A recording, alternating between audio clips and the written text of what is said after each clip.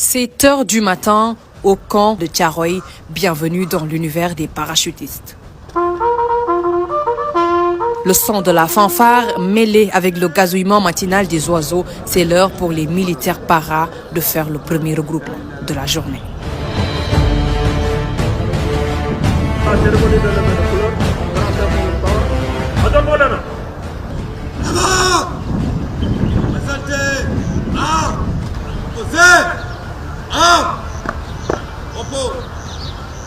L'étape est primordiale. À 7 heures de la matinée, les hommages sont rendus au drapeau.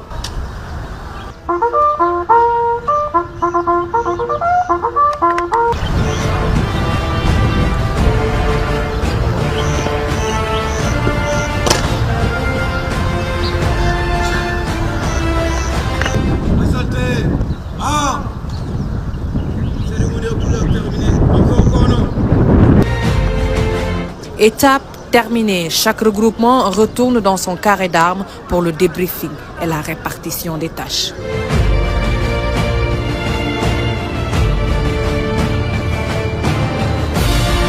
Entre ces murs sont formés des hommes entraînés à accomplir plusieurs missions à la fois compliquées et complexes. Leur unité a contribué à la destruction de plusieurs bases en Casamance.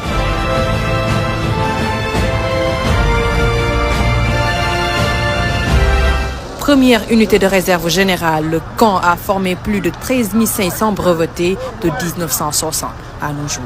Cette année, 33 élèves suivent une formation intense pour réaliser leur rêve d'être brevetés.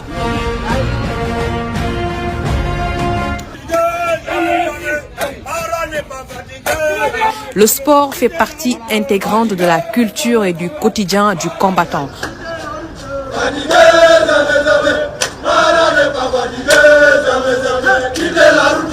En face de leur bâtiment, les éléments de la Canacfon s'y mettent déjà.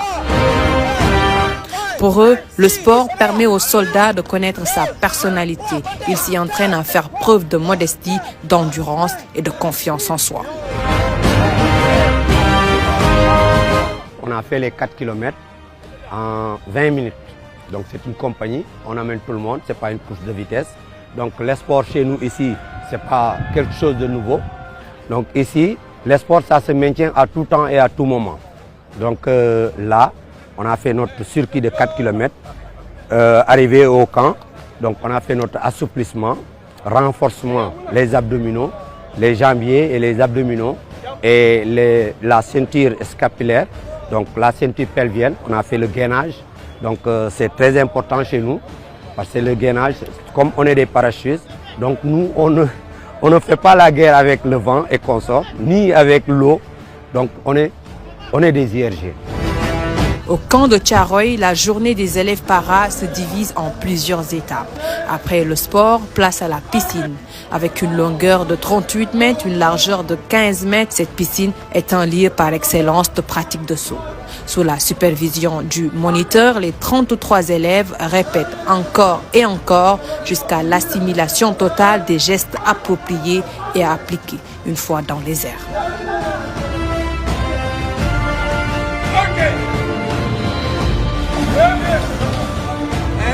De l'avion et d'avoir la bonne position. Et de l'ordre de la vie, tout sera prêt.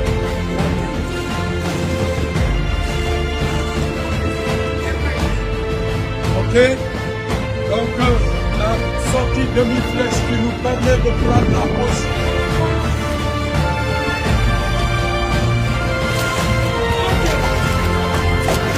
Très bien.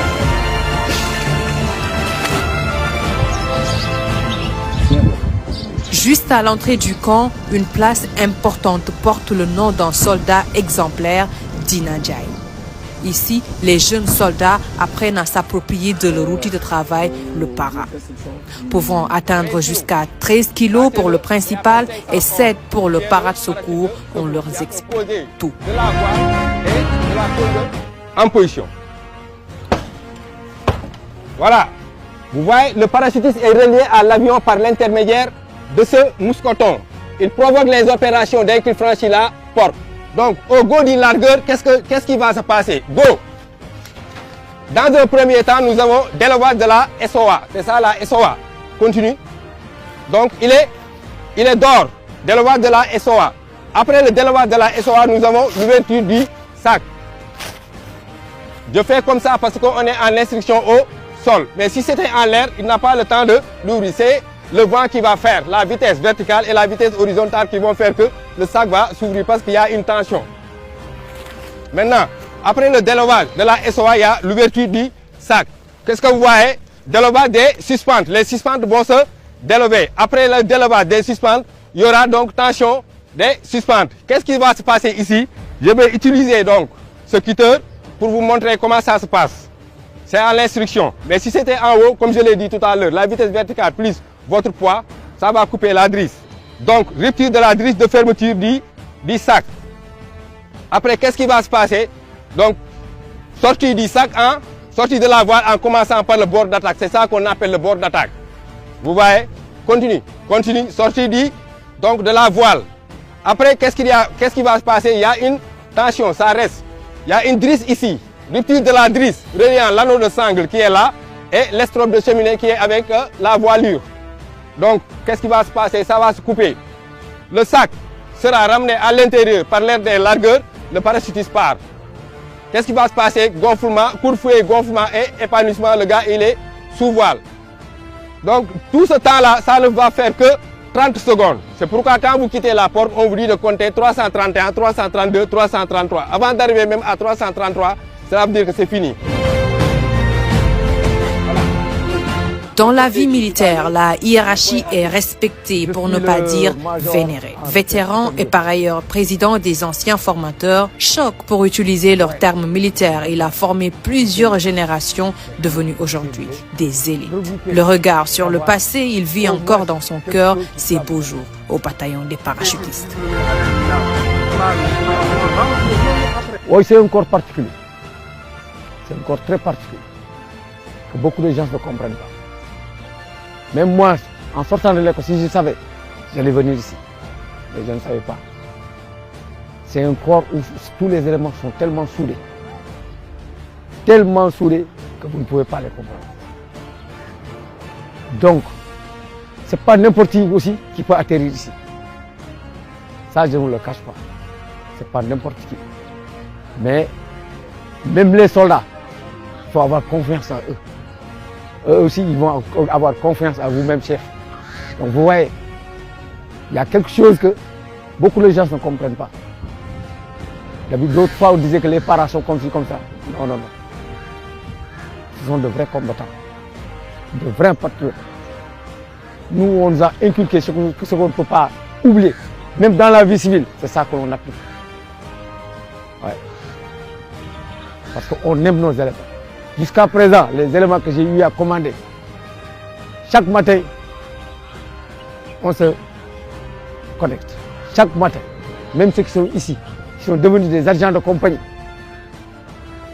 Donc, vous voyez, c'est un bataillon mythique. Du chef aux jeunes paras, ils sont solidaires. Ils sont magnifiques. En 1959, le Sénégal crée sa première unité parachutiste basée au camp d'Adjor. En 1962, l'unité devient un groupement para-JP avec 2 compagnies. En 1963, le JP rejoint le camp marchand, puis le camp Javier-le-Long à Rufisque. Mais en réalité, c'est exactement en 1965 que le JP s'installe ici, au camp de Thiaroye. Avec aujourd'hui 4 compagnies, avec chacune un slogan. La foi dans la tourmente pour la première, la 2 fait face pour la 2e, la Canac fonce pour la 3e et la 4e, toujours prête.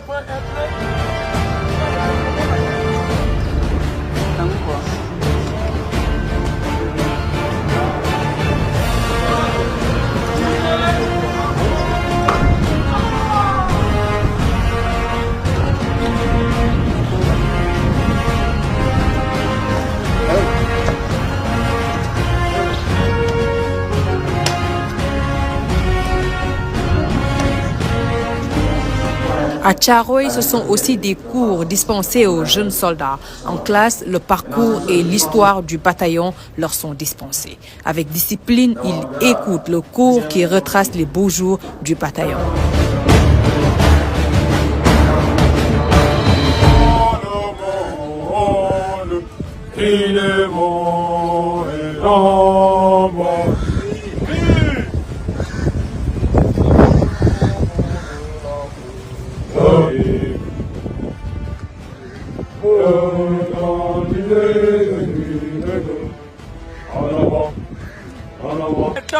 Le parcours d'obstacles ou PO est une étape incontournable de la formation, une étape difficile. Il faut de la force, du courage et une endurance maîtrisée pour y arriver.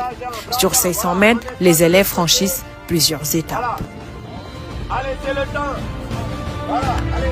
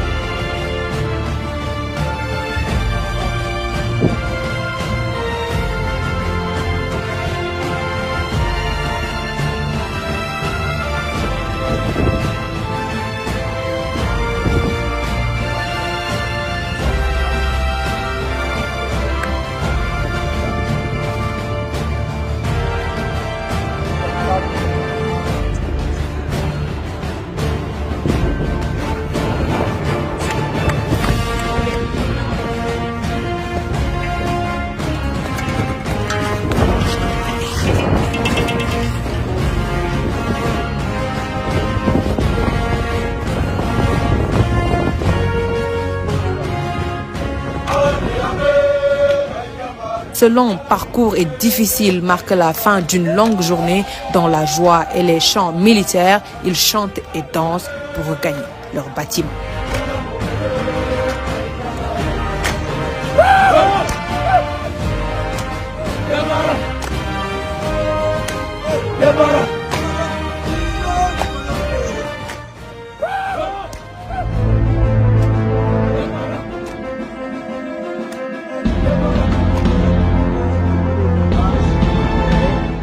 Après des jours de préparation et d'entraînement intense, c'est le grand jour pour les jeunes soldats.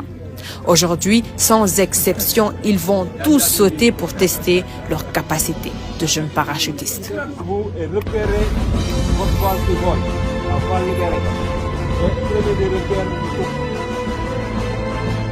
L'embarquement est prévu à 7 heures du matin, mais avant cela, ils s'équipent et écoutent encore les dernières consignes du moniteur.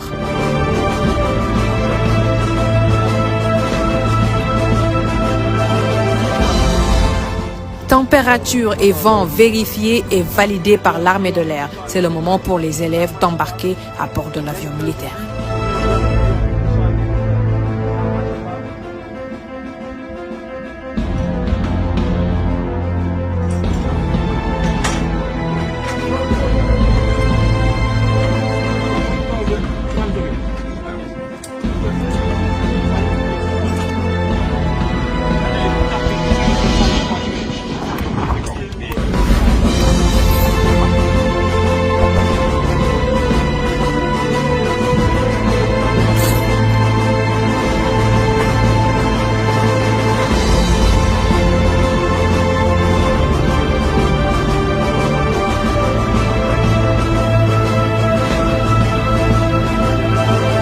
La concentration est maximale pour l'instant. Nous sommes à 1200 mètres d'altitude. Les jeunes soldats s'apprêtent. C'est le moment du largage.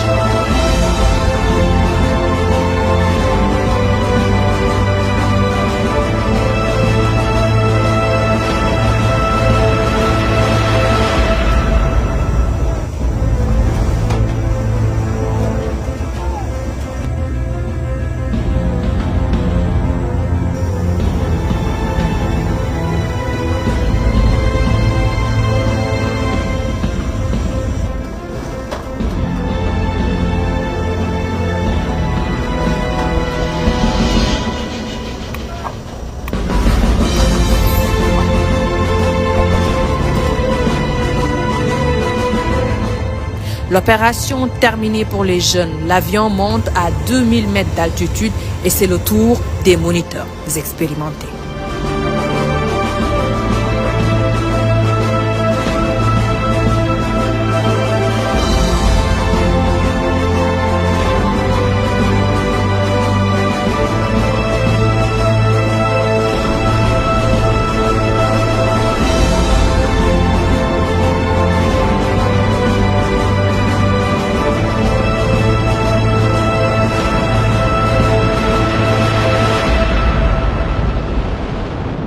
Si vous voyez bien, les parachutes se ressemblent, mais il y a une différence quand vous regardez. On est monté à un niveau de 1200 mètres pour les élèves, parce que leur système d'ouverture est différent. Vous avez vu tout à l'heure qu'ils ont accroché sur le câble. C'est ce sangle-là qu'on appelle la SOA qui ouvre le parachute pour qu'il s'épanouisse. Alors les 6 qui sont sortis par la rampe, c'est des moniteurs, shooters et instructeurs. Eux, ils font de la chute libre. Donc à l'instruction, on commence du B à bas et on monte. Donc quand ils vont assimiler la sortie avec la SOA, on va procéder maintenant à la sortie libre, chute libre. Il sort 5 secondes, c'est lui-même qui ouvre son parachute. Donc aujourd'hui, ils sont au deuxième saut, les élèves. Tous ces moniteurs et instructeurs que vous voyez les accompagnent, les conseillent pour que l'objectif visé soit atteint. Le saut et le parachutisme, c'est une longue et véritable histoire. La compétence des assauts aéroportés à pénétrer sur le champ de bataille à partir de n'importe quel endroit permet aux parachutistes d'échapper aux fortifications mises en place pour se protéger des attaques venant d'une direction spécifique. Le bataillon des parachutistes est aujourd'hui respecté, même au-delà de nos frontières. L'unité d'élite fait la fierté du Sénégal.